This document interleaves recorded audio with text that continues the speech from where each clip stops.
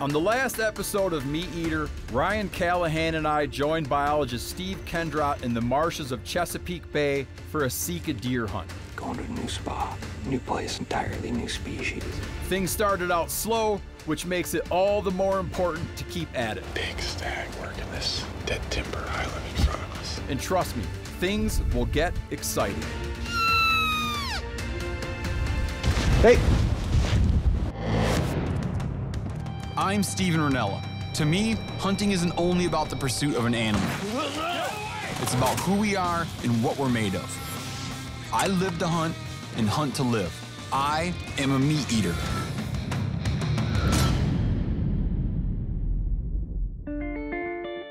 Last episode, I introduced you to Maryland's East Shore on the Delmarva Peninsula, a marshy landscape that's home to a thriving population of Sika deer. They're small, sneaky, tasty, make a cool as hell noise, and generally go unnoticed by most Americans. My pal Steve Kendrott, a wildlife biologist, invites me down here to hunt with him, and we're joined on this trip by our mutual friend, Ryan Callahan. I've been wanting to do this for a long time, and now that I'm here, it's just got a lot to figure out. We've been at it with our bows for a couple days now, and so far, we're skunked. Earlier, I took a break from hunting and spent a day out on Chesapeake Bay with Kendrott's buddy, Trevor Michaels, trot lining for a bushel basket of blue crabs. We chowed down on those and then got back into the marsh looking for deer. We're gonna hit it for another day with our bows, and then muzzleloader season will open up. That'll do a lot to increase my effective shooting range, so I'm giddy about the prospects. The last morning of archery season starts wet and cold and ominous. Got in my stand before daylight, and shortly after dawn had a nice stag calling nearby and responding.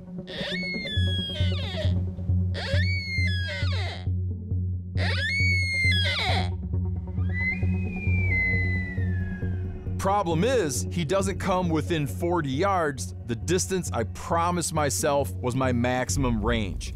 He also never turned broadside for a clear shot.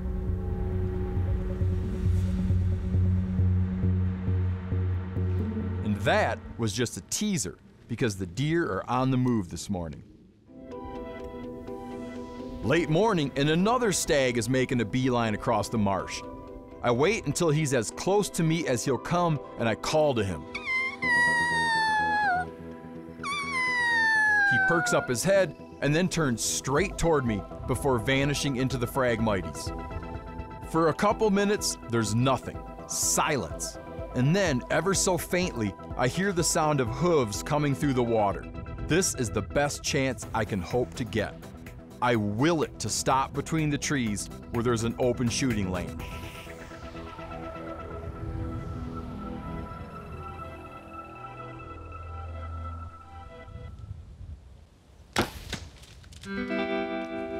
I blow it. No one to blame but me.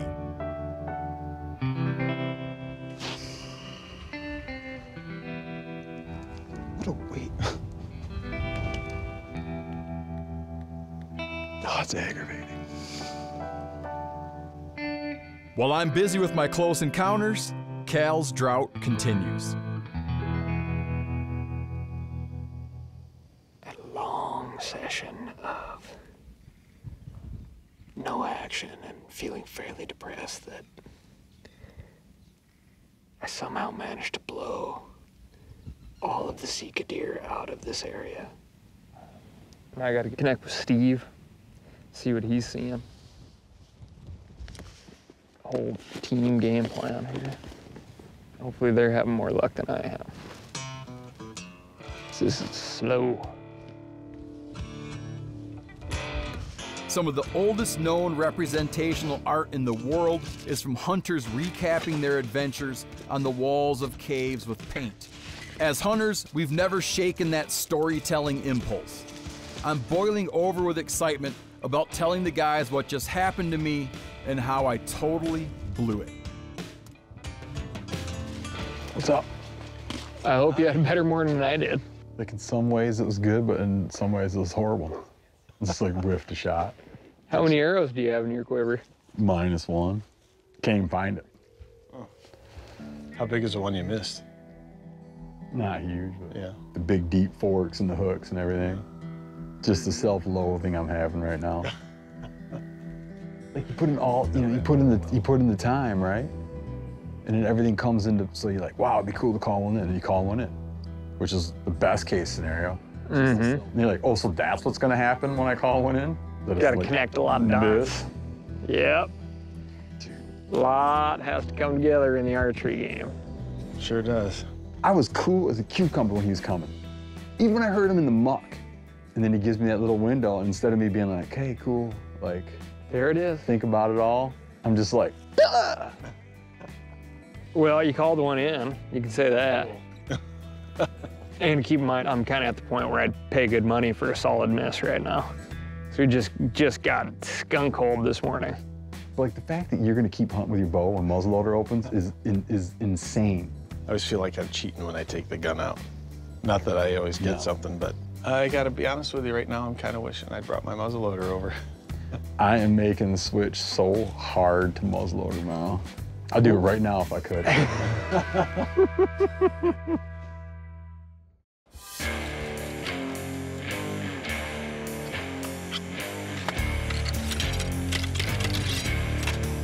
Muzzleloaders, which fell from favor around the time of the Civil War, have inherent inconsistencies and inefficiencies.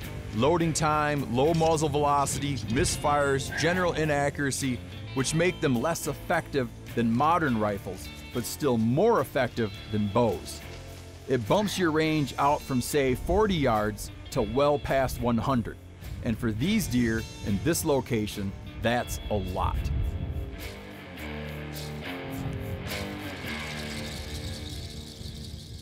Cal, for all his experience, has never actually hunted with a muzzleloader before. Muzzleloader here isn't, not what I'm used to at all, which makes it super fun. So close shots, ideally something sub 100 yards would be perfect. I'm hearing some far off stags, so I'm inspired to just sit tight and wait it out. After an hour or so, it pays off when a hind comes streaking across the marsh. Hey!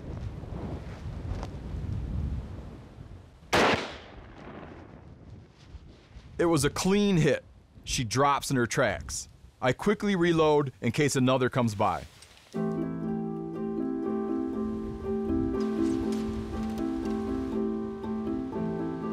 a little while, if it warms up, we'll go gut it, but I'm just gonna wait another hour or so and see if a stag shows up. I'm just gonna chill for now and not make a big ruckus. Just as I say that, I find out why that hind was coming along so fast. A stag is following along her scent trail. Hey!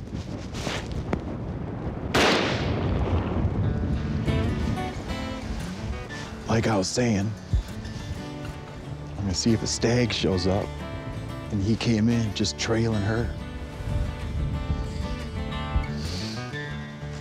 I think that's enough for one day. At exactly the same time, across the marsh, Cal has some positive developments of his own.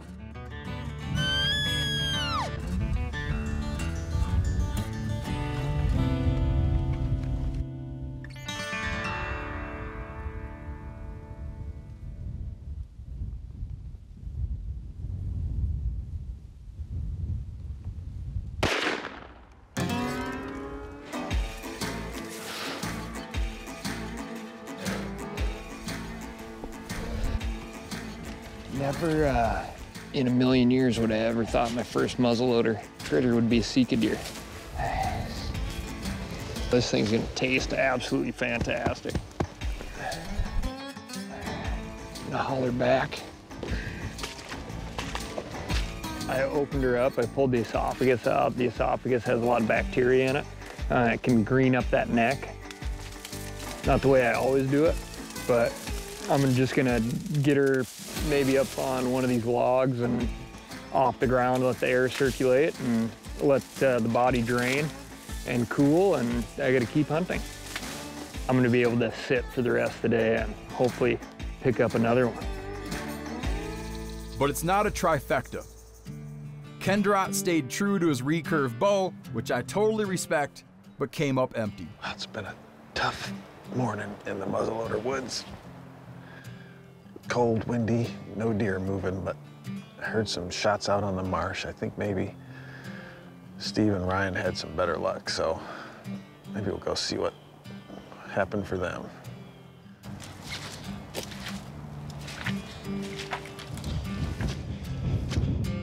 A hind and a stag. It's as good as I could hope for. You're allowed 3 Sika deer for the muzzleloader season, but only one of them can be a stag. So I could wait it out for another hind, but this is plenty. I'll spend the rest of the day getting the deer out of the marsh. I'm gonna move them out of the water and up to dry ground before gutting them, as I don't want to get the chest cavities all dirty as I struggle through the water and Phragmites. The small, compact bodies are the perfect size for a shoulder hoist.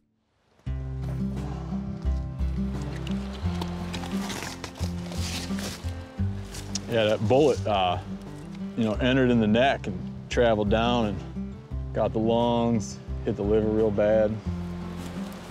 The meat on these is highly regarded.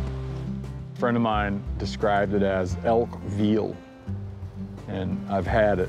And it's some of the, I say this about so much stuff, but like legitimately, it's some of the best. And these guys died quick, just bam, down. So I'm sure this is going to be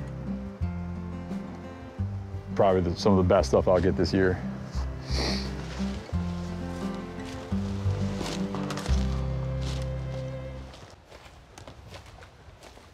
Where's your weapon? Howdy. Oh, I hung it up. You hung it up? Figured there was a spare muzzleloader kicking around now. Nice, man. He's a pretty 6-point. Yeah. Real nice stag. That's like a pretty typical antler, right? I mean, you see a Yeah. lot of stags that have that. Yep. That's Basic kinda groove, your right? Classic 6-pointer Yeah. right there. Real nice representative of the species. You know, like a moose or elk, every time you go up to one, you're like, my God, they're big. Yeah. And these you go up to me like, wow. You're probably used to it now, but like, just even compared to whitetails. Oh, man, yeah. Just small deer. Dandy.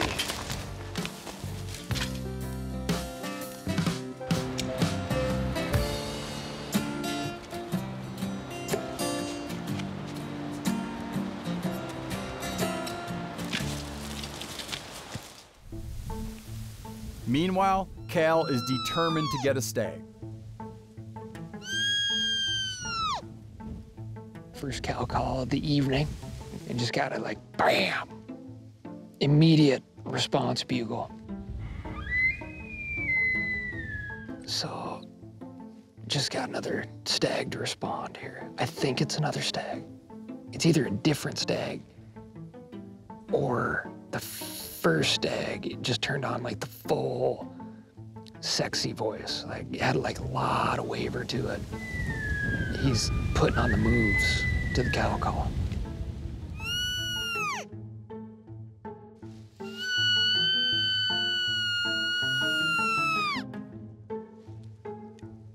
Oh, my milkshake brings all the boys to the yard. I'm just wondering if I need to hit him with a roar, with a bugle, or if just sweet talk is something that'll do it.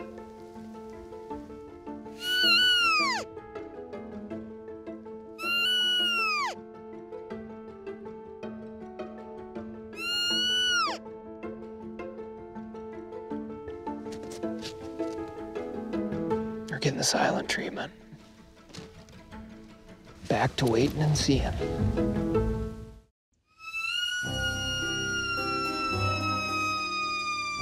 Cal has parked himself in my old spot, hoping that'll change his luck on a stag.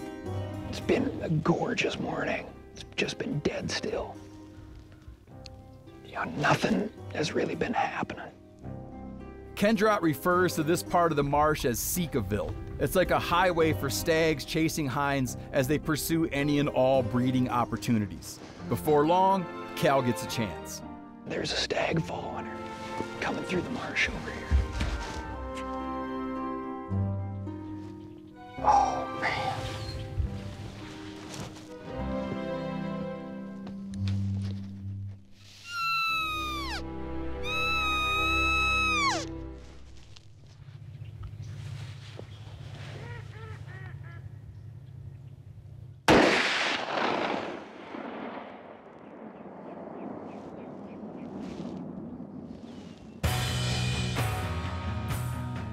It may be a spike, but it's a stag. And that was pretty great.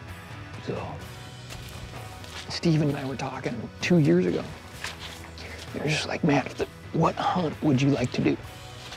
Like, if you could just pick a hunt out of the hat. I was like, Maryland Sika deer. Like, everything about it is so cool. There's so much history down here. It's like unknown, you know? And it's not a gimme. You know, you gotta get out and sweat and freeze and fall in a bunch of muskrat holes. Man, I'm just really impressed with the animal. Really impressed with the animal. There he is. It's like, well, you wanted a stag, and that's a stag. Can't tell you how long it's been since I've shot a spike buck. You gave me a great shot. What more can you ask for? It's just kind of sinking in. Like, this has been a kind of an adventure item on my list for a long time. Man, I mean, just couldn't be a more beautiful morning out here.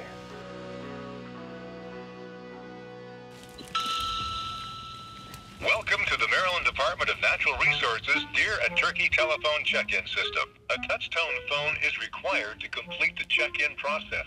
This is a new process for me. Remember, You gotta give Cal credit.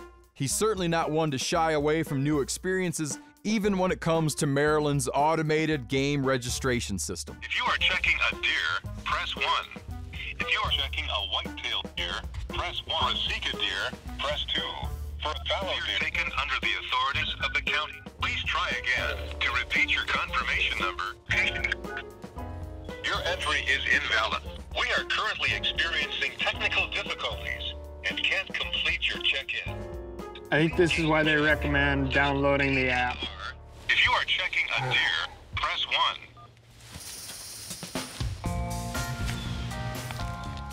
Well, for a hunt that started out a tad slow, we've now got more than enough Sika venison to keep us occupied, both from a butchering standpoint and a long-term eating standpoint.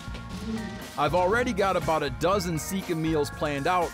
The first one will be happening tomorrow.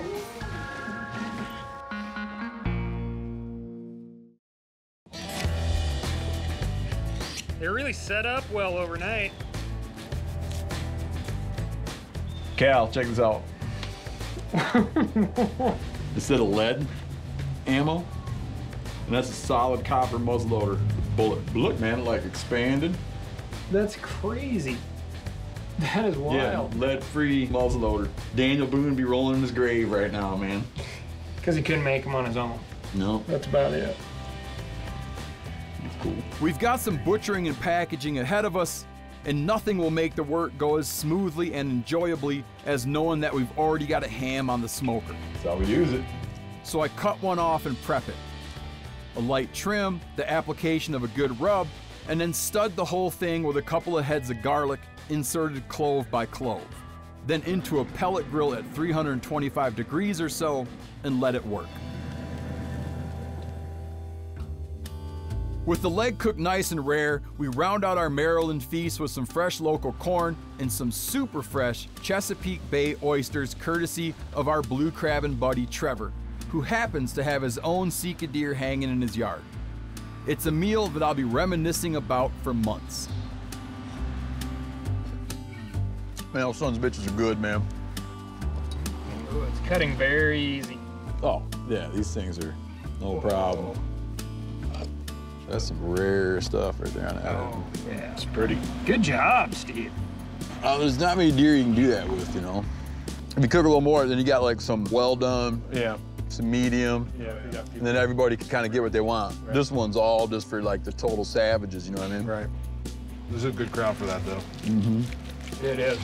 Is this the stag or? Yep, this is the stag. 48 hours ago, this guy was running through the marsh chasing. Mm-hmm. It's incredible. Oh, how the mighty have fallen, man.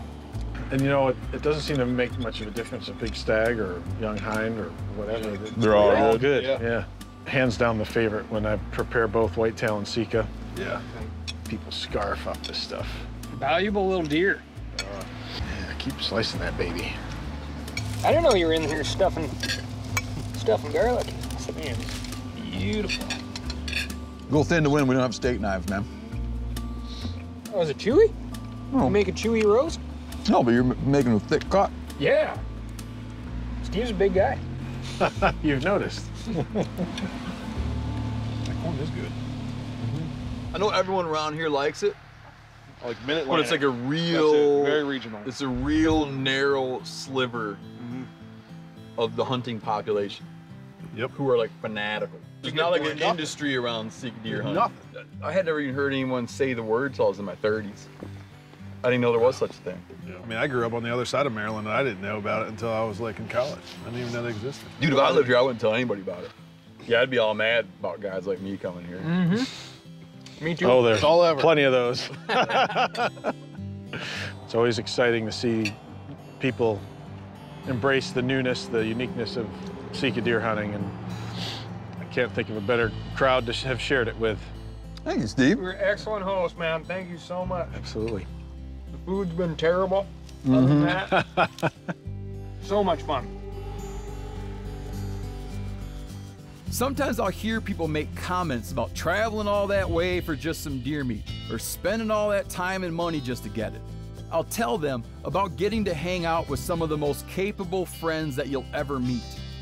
And I'll explain the joys of spending a few days up in a tree from dawn until dark, feeling it sway in the wind. And then thinking about those people and trees every time you crack open the freezer and see those beautifully wrapped packages waiting for you. The thought is, hell yes, and I cannot wait to get back there and get some more.